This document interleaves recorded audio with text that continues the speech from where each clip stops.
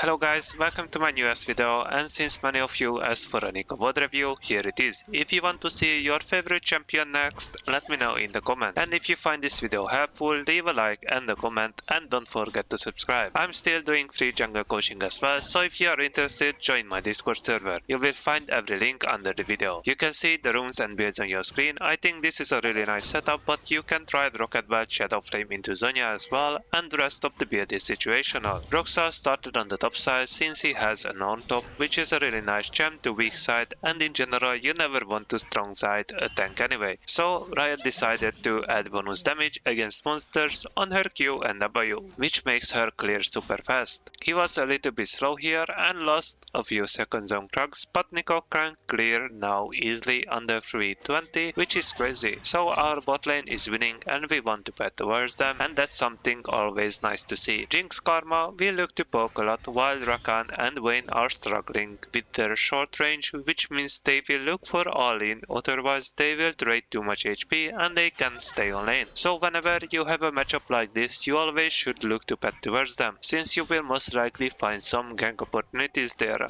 With Neeko jungle, what you really want to do is to track minion waves properly for those lane ganks. As you already know, she can transform into a minion right now, or pretty much any jungle monster or jungle plant except dragon, Herald or Baron, but you can become a ward as well. So BROXAH will look to clear his Gromp and then catch the walking minion wave so he can look for a lane gank. Bot lane is pushing, but their wave state is in danger zone, meaning it's really vulnerable position for Jinx and Karma, and they look to push in order to reset the lane state. This makes them gankable by Fiddle, who also did a top to bot lane clear, and we'll look to punish them. After our ADC died, we look to catch the minion wave and get as much gold and XP as we can. Even though we don't get that much EXP from it anymore, it's still better than letting these minions die to tower. In the meantime, enemy team is forcing a play without respecting early death timers, and Jinx is able to get back to lane and help Neeko clean up the fight. This might look like a Clown Fiesta low game, but these players are around 400 LP in Masters. Since Vayne has no E and we have Flash, also our W gives us movement speed, you can easily chase her down to look for a kill, then we look to get the scuttle grab. After the grab, if mid is still fighting, we can gank as a minion. Really important note though, you can have one form saved at a time, meaning you can transform into a red buff anytime you want. It takes a few seconds to clone the minion or monster, and then it's saved until you decide to change it to something else. As you can see, people don't expect to be ganked by a minion,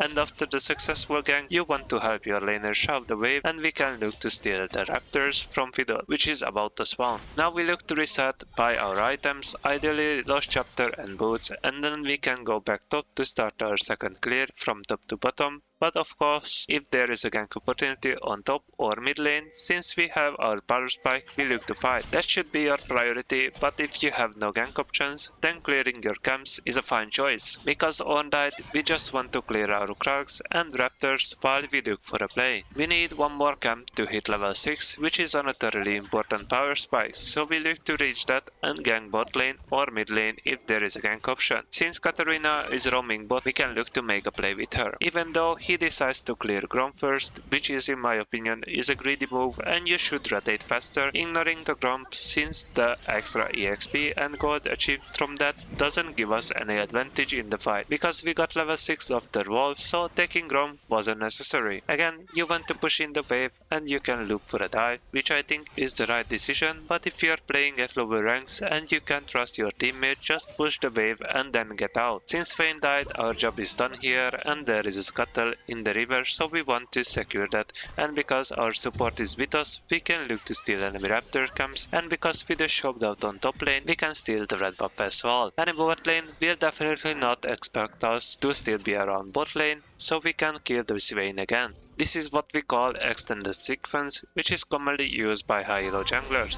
What this means is whenever you have spent more gold than your opponent and you have level advantage as well, what you can do, even though Neeko has a lot of gold by now, he can stay and make plays using the lead he has instead of recalling, because whenever you recall, you let enemy jungler bleed and do whatever they want, since you can't react to it or deny their play. But because BROXAH stayed on the map longer, now Fiddle can gank top, instead he will kill Fiddle, which gives him the option to secure the Herald, after which you definitely want to get out and look for a reset. This obviously has some risk, and if you are not sure about your strengths, you can easily die and draw as well. Since the support has roam timer as well, it would be a wasted opportunity if he just decided to recall and let Karma roam around the map alone. He almost survived that, but because of the Fiddle silence, he couldn't flash sadly, so he dies. And the same thing happened I mentioned earlier when an enemy team didn't respect the early death timer and Jigs got back to lane. Now, same thing happened to BROXAH and Fiddle was able to clean up the fight. Neeko wants to clear at least one quadrant before looking for a fight again,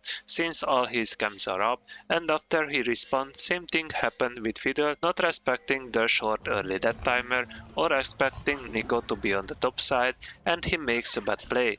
So now Neeko can just farm his camps for a bit before fighting again. After the Raptor camps, we can't do much about what's happening on the bot lane, but what he can do, since Vi is on bot lane and we have Herald, is to break the mid tower. Since you secured the tier 1 tower and Herald hits the tier 2, you want to get out this early, then there is no need to hit the tier 2 tower or the enemy team can easily collapse on you, which is already happening, but at least this time he's able to flash away and survive. This was my early game petting breakdown on how to play Neeko jungle. I think it's a fun champion and it's not broken at all, has enough counterplay, but it's a pick which can definitely work really well, especially at lower rank. Let me know in the comments what do you think about this rework, and don't forget to subscribe and like the video. Thank you for watching.